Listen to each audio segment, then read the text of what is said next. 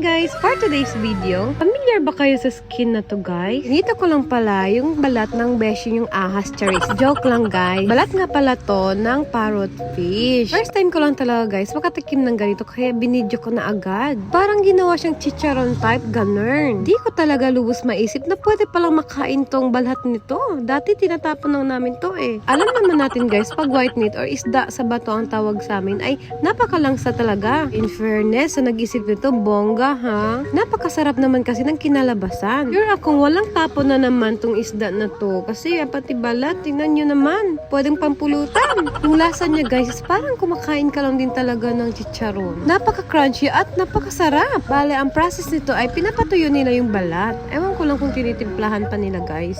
At ayan, ito na ang ating finished product. Tignan nyo naman yung itsura guys. At kahit si Kate, nagustuhan din ito. Hindi lang talaga ako masyadong sure kung may nagbebenta ba ng ganito sa market. Alam niyo namang pinagbabawal na ngayon ang paghuli ng parrot fish. After kumain ng chicharong parrot fish, ay ayan, ito palang epekto. Mapapa-showdown ka talaga. At yun lamang po for today's video. Thank you so much for watching.